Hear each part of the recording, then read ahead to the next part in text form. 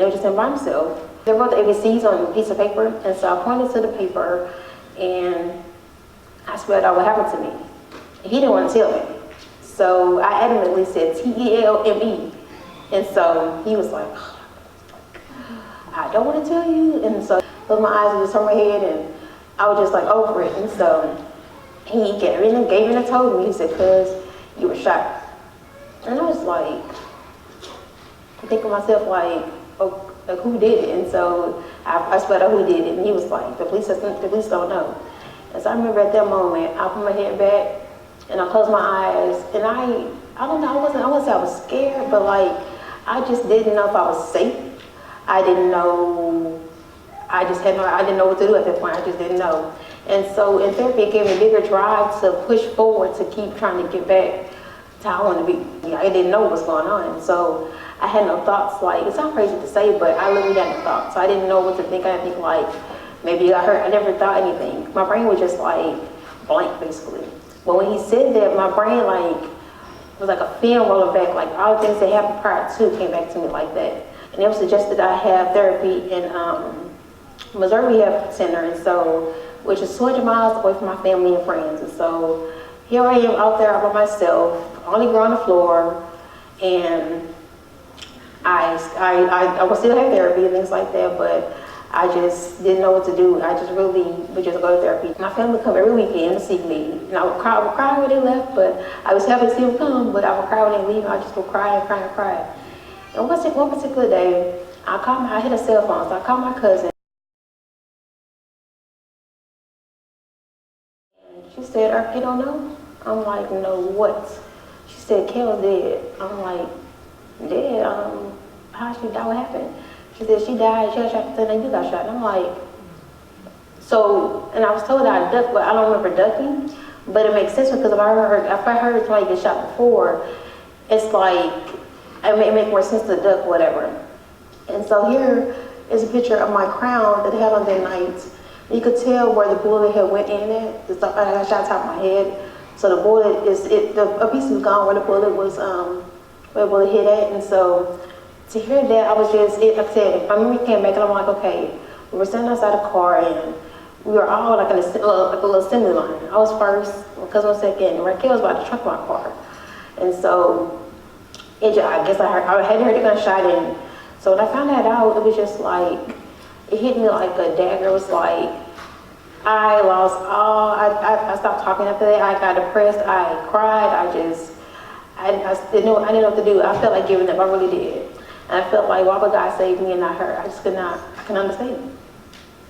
And so I had therapy, and not doing this. So I had therapy, and that weekend, my family came, and I think I told them, I don't know if I did or not, I'm not quite sure, but they said I found out, and I don't think I was supposed to find out, but I did, and so,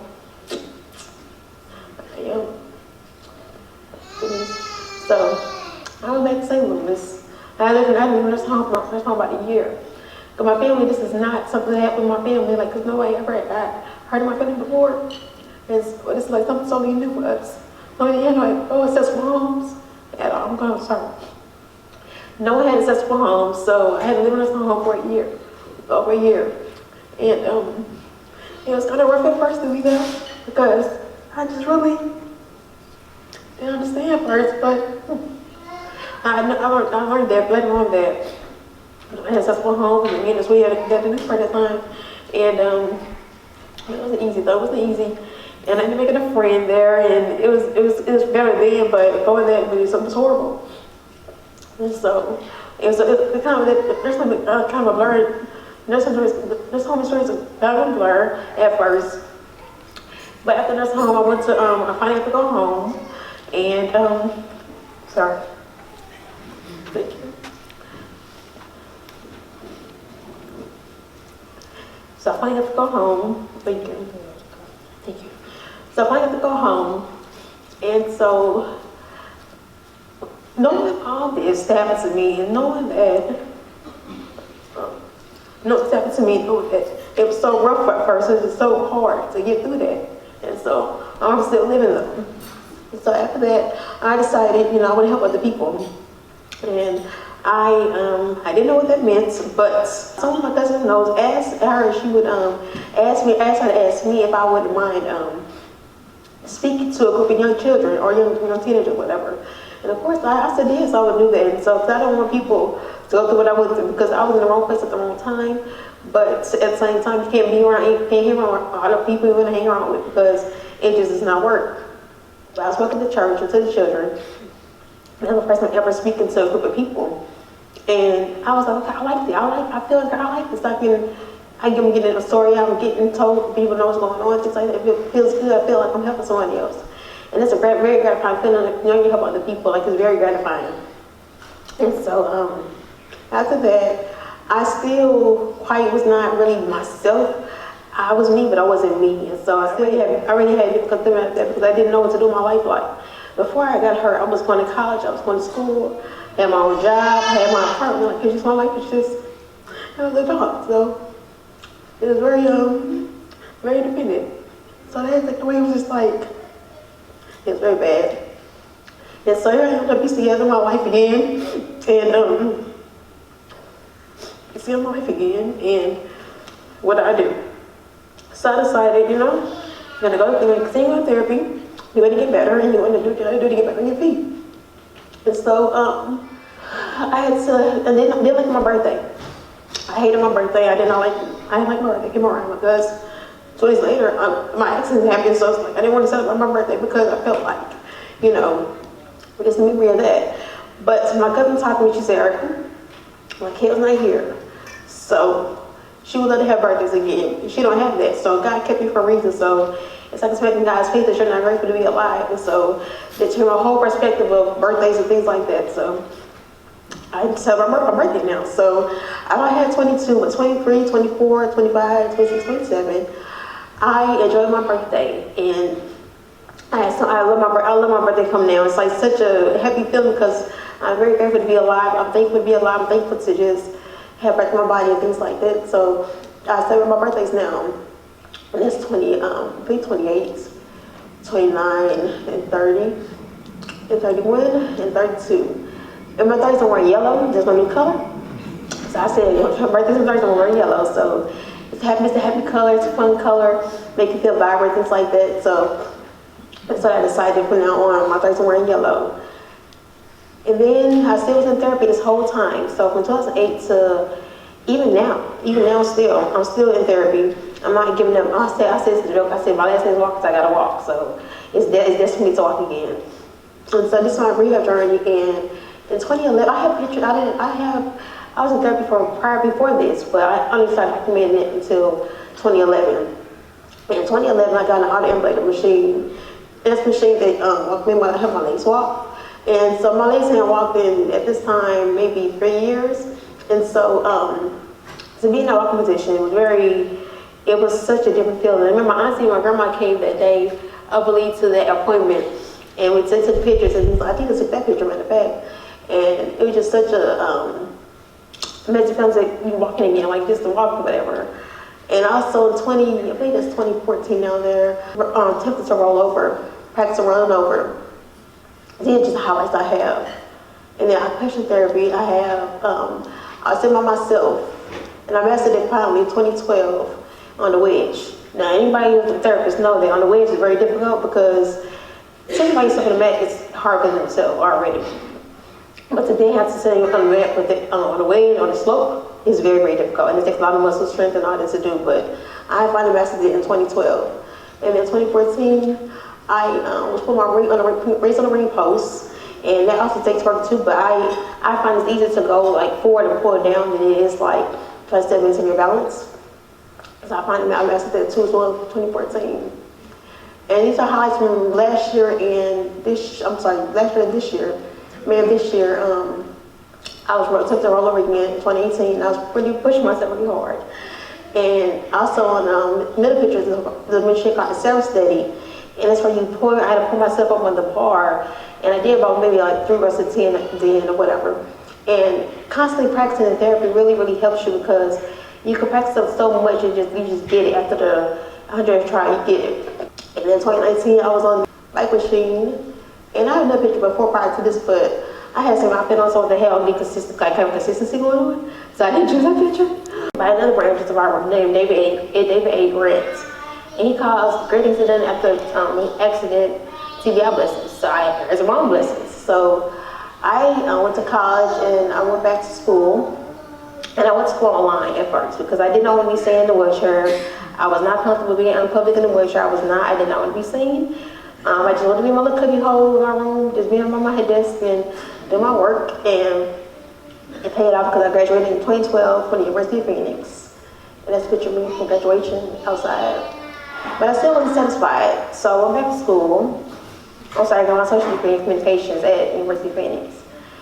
And I went back to school in 2013, I believe. And I went to UMSL. In UMSL, I studied media studies. And what's so great about this is that not only did I graduate, but I graduated with honors. And to have brain injury, graduate with honors, magna cum laude on top of that is very impressive. So I'm very proud of this woman as well. And these are I love selfies, so these are my selfie pictures of graduation. I think I was leaving graduation this time in selfie pictures. And also, so now my favorite lesson of all, my book. So I've been writing since 2015, and it just really comes natural to me, and I love writing. It really relaxes me, it's like therapeutic or whatever. And so this picture is really symbolic for me because it shows that I kind of accomplishment. It's been to have a lot of success this year, and even last year and this year, it was been successful. And also, I'm working on my second book. They're June 1st, and it'll probably be on it will be out 2020. So, and also, my book is also in my former high school library. I went to Florence Berkeley High School, so it's in that library as well as a Crosskeys library. I want to speak to students that they asked for to be in there, so it's at the library as well. I've also been blessed to have several interviews. My first one being my best friend who's here today. She interviewed me for our publishing house, Cardi Creations, and she's an author as well. And she interviewed me for my book coming out. It came out in December of 2018, and we thought I did it around Christmas time. The second interview was with Ms. Robin Boyce at SLTV with Tim Porter. And when I said I interned there, and I volunteered there now, but I interned there for a while, and Ms. Robin, and she asked me interview, so I did the interview as well. And also my aunt, she lives in Virginia, and she introduced me to who lives in Virginia. She has a radio station. The storyline was going to be also around the purpose. So quick talk about my story, and we talk about my book and things like that. So that's the interviews I had for my book as well. And also my book party. So my book party, and on the left is my coach, and I used to play basketball in high school, freshman year.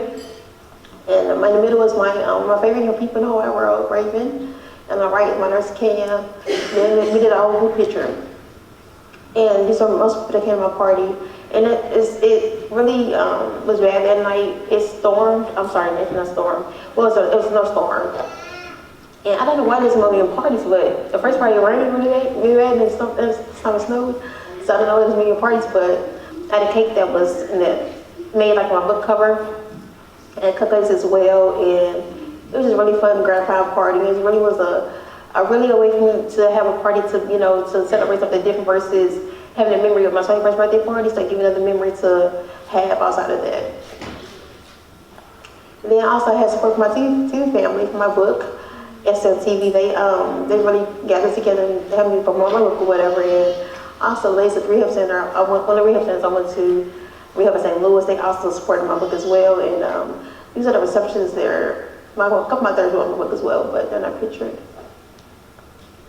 And then the Buns and Bow Tie store. So my book cover is a young girl with a bun on top of her head and a bow tie. And so because of Zach, who's here today, we went on a book tour for my book, and we went to middle schools, taught 3 classes. Then went to a high school book club, a former high school book club, and then Florissant Valley College, talked to the students there. And it was really great to see kids. I have a passion for young people, and they're really near this to my heart. My book also is based to help them to deal with issues that they may deal with, like not feeling good enough. It's just different things that I know young people deal with. I dealt with myself in middle school and high school, And so I feel like, I'm willing to go talk to these kids and try to help them. And my cousin Zach can really help me to be along with me too. So, because he's an actor, so I thought it'd be very encouraging to also see people doing something different is, giving hope to dream bigger. And then this pictures of me inside, in the process of speaking and talking to the students at high school and college. And then my friend of mine asked me to be a part of her vendor event called the Good Life Food Brand. She's a vegan and she has vegan food. And so I, of course, agreed to do it. And then we have my turnaround point again. At 10 years, my anniversary, I'll call anniversary my accident anniversary. I decided to get a shirt made, and I wanted to have a hashtag like design. And so I had the young ladies' names, Kel, Lisa, and Neil. And I also had 612-2008 survivor. And my last name is Walker, so in the Bible scripture says walk by faith, but my last name is Walker, so I say Walker by faith. And consider a miracle, so miracle on the right side. On the back of the shirt, Kel is my angel, so I had an angel on the back of the shirt, and on the sleeves it has 10 years, so that's similar to that shirt. In the pictures that I had therapy that day, different therapy to the event my friend had, and so that's what I knew I wanted to be a filmmaker. Well, I've always loved movies since I was a little girl, but I learned I was a filmmaker at this point.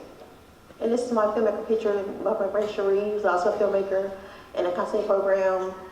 This program, I did people that applied for it, but I never accepted 10 people.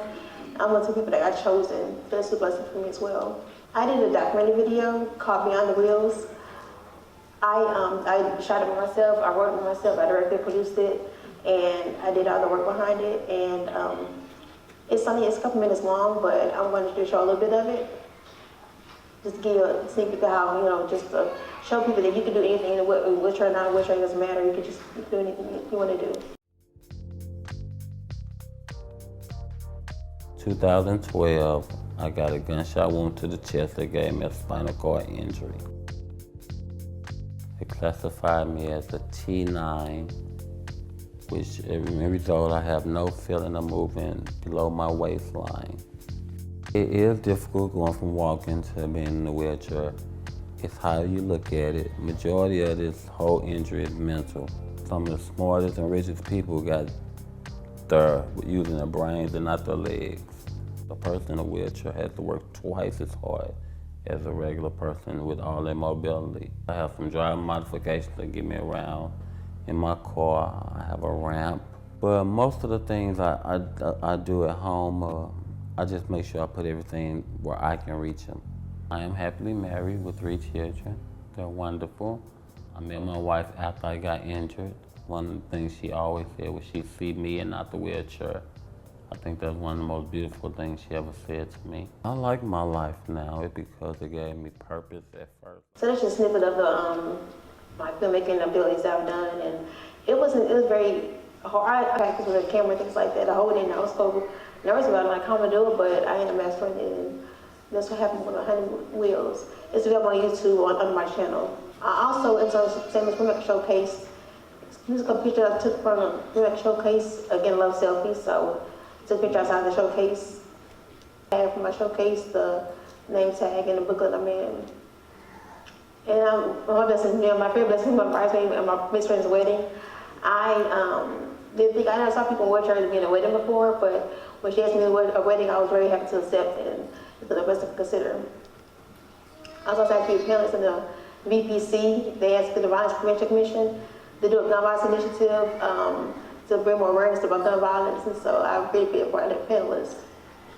I also see the award, SLTV Jewel Award. I write scripts or shows. I operate a teleprompter. I used to operate a teleprompter, and I do the graphics computer there.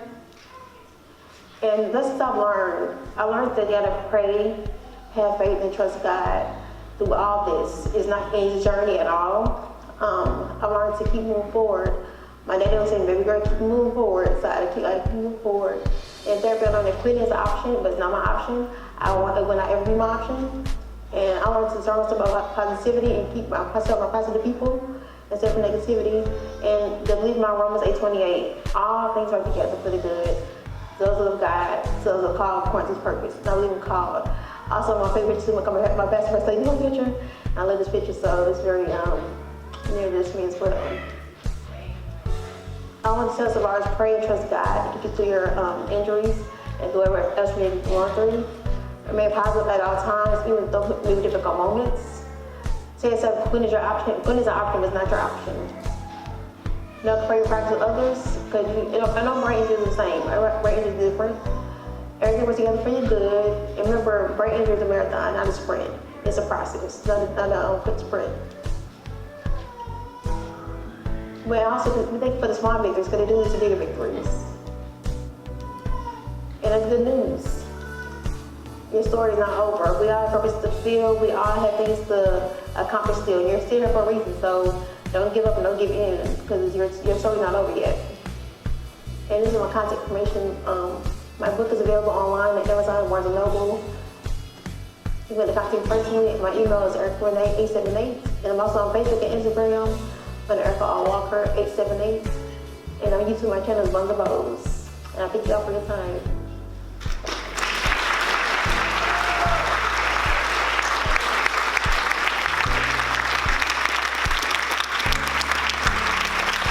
Thank you, Erica. Congratulations on your book and all the other successes. On behalf of the Brain Association, I would like to express our appreciation. Thank you so much.